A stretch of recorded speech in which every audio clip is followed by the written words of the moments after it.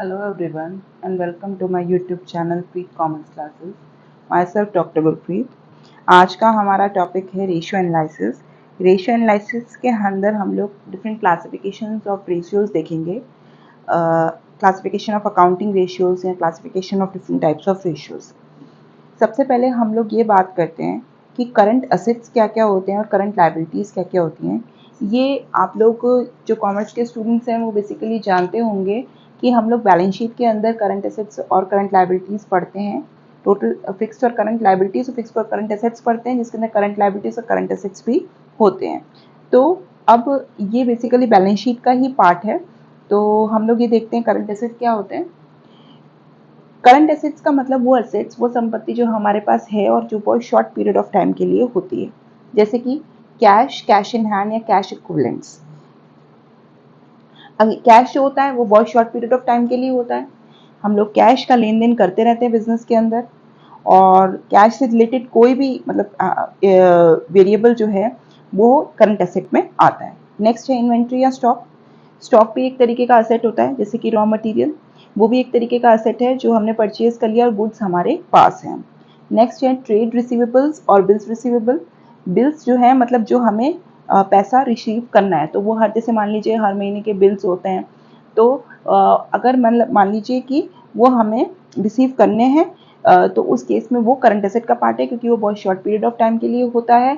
और नेक्स्ट वो time period खत्म होने के बाद नेक्स्ट बिल जनरेट हो जाता है। नेक्स्ट है कैश एट बैंक। जैसे कैश इन हैंड है, वो पैसा जो कंपनी के पास इन हैंड है, जो कंपनी एकदम से परचेज कर सकती है किसी चीज़ को, उस तरीके से कैश एट बैंक, जो पैसा जो कंपनी के बैंक में पड़ा है वो कैश एट बैंक, वो भी एक तरीके का करंट एसेट है जो कंपनी को टाइम टू टाइम यूज़ करती रहती है। Short term loans and advances, अगर आप बेसिकली वो शॉर्ट पीरियड ऑफ टाइम के लिए आप एडवांस दे रहे हो किसी को या लोन दे रहे हो, उस केस में वो भी एक करंट एसेट है, क्योंकि आपके पास इंटरेस्ट आ रहा है। या फिर ये भी कह सकते हैं हम कि बहुत शॉर्ट पीरियड ऑफ टाइम के लिए हम लोग लोन या एडवांस किसी को दे रहे हैं। और अगर इन केस जो है वो बहुत शॉर्ट पीरियड ऑफ टाइम के लिए है, बहुत लिमिटेड पीरियड ऑफ टाइम के लिए है, तो that is a current asset. तो एंड अदर करंट एसेट्स, उसमें क्या आता है, prepaid expenses, interest receivables etcetera. ये प्रीपेड एक्सपेंसेस का मतलब जो हमने एडवांस पेमेंट कर दिया है, जैसे कि मान लीजिए LIC की इंश्योरेंस पॉलिसीज होती हैं, उसका हम एडवांस पेमेंट करते हैं, ठीक है, तो वो जो है असेट है हमारे लिए, क्योंकि वो पॉलिसी तो हमारे पास है। उसी तरीके से इंटरेस्ट रिसीवेबल्स, इंटरेस्ट अगर हमने या किसी का रिसीव करना है तो that is again a current asset. उसके बाद सन्ड्री डेटर्स, अगर आपने गुड्स किसी को दिए हैं और पैसा आना है, दैट इज करंट असेट। उसी तरीके से करंट लायबिलिटीज में क्या है, शॉर्ट टर्म बोरिंग्स, अगर आप बहुत थोड़े पीरियड ऑफ टाइम के लिए अगर आपने किसी से पैसा लिया है, दैट इज अगेन लायबिलिटी, आपको पे करनी है।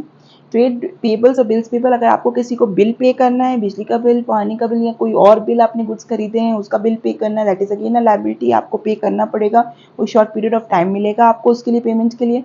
सैलरी क्रेडिटर्स, गुड्स आपने परचेज किए हैं, आपको पैसा देना है, अगेन वो लायबिलिटी आपकी। आउटस्टैंडिंग एक्सपेंसेस, कोई ऐसा एक्सपेंस जो आपका पेमेंट नहीं किया आपने, आपको पेमेंट करना है, अगेन वो लायबिलिटी आपके लिए। अदर करंट लायबिलिटीज, अगर जो है इसके अलावा कोई भी और लायबिलिटी जो आपको पे करनी है जो शॉर्ट पीरियड ऑफ टाइम के लिए है, that is again a current liability.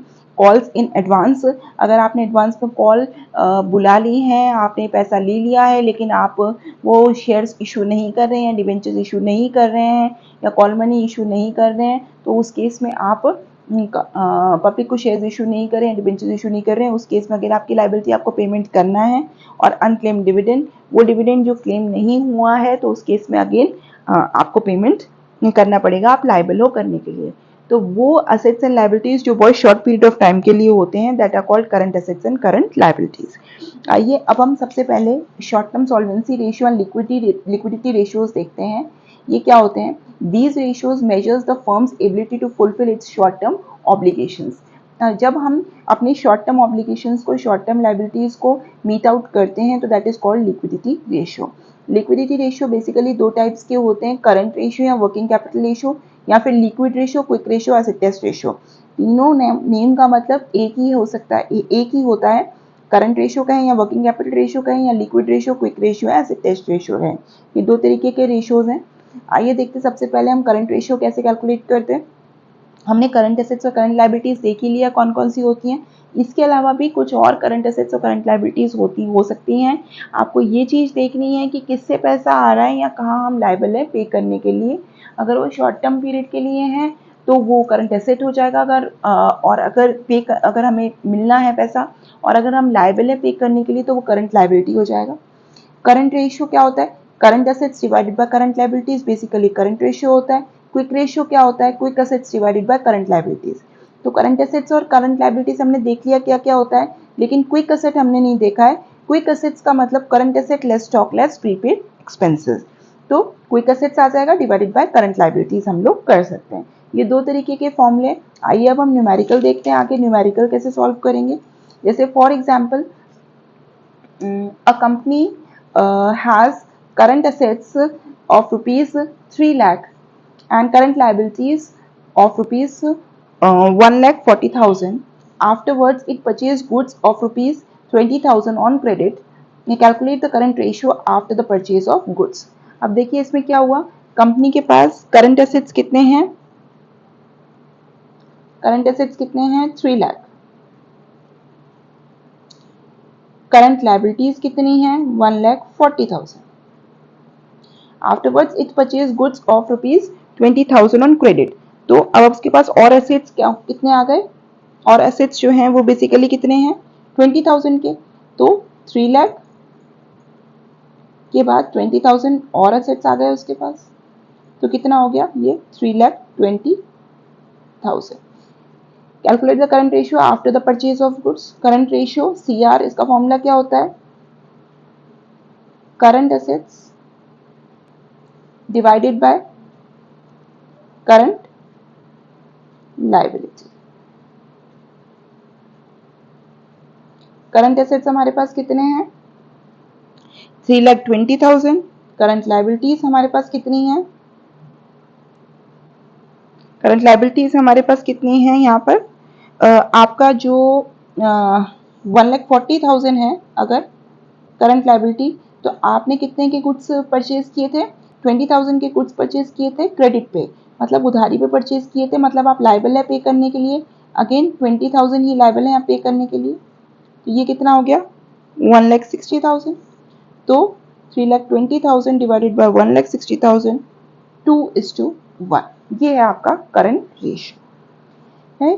तो जिस तरीके से हम लोगों ने गुड्स परचेज किए तो वो करंट एसेट हो गए हमारे लिए, 20,000 बढ़ गया। उसी तरीके से हमने क्रेडिट पे परचेज किए तो हमारी लायबिलिटी है कि हमें 20,000 पे करना है, तो उस केस में 20,000 भी इंक्रीज हो गए। आइए एक और क्वेश्चन देखते हैं अपन कि किस तरीके से हम लोग कैलकुलेट कर सकते हैं करंट एसेट्स या क्विक एसेट रेशियो।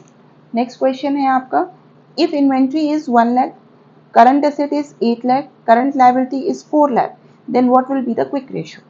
तो quick ratio का फॉर्मूला क्या होता है? quick assets QA divided by current liability. quick asset is equal to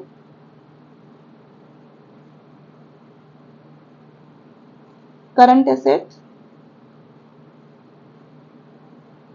less stock less prepaid expenses.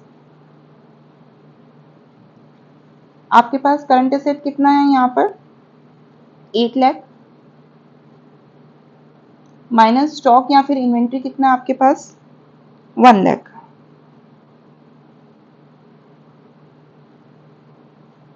Right, divided by current liability आपके पास कितना है? 4 लाख। ये हो गया क्विक एसेट आपके पास 7 lakh divided by current liability है 4 लाख। ये कितना हो गया? 1.75:1। ये आपका आ गया क्विक रेशियो। इस तरीके से हम लोग करंट रेशियो और क्विक रेशियो निकाल सकते हैं।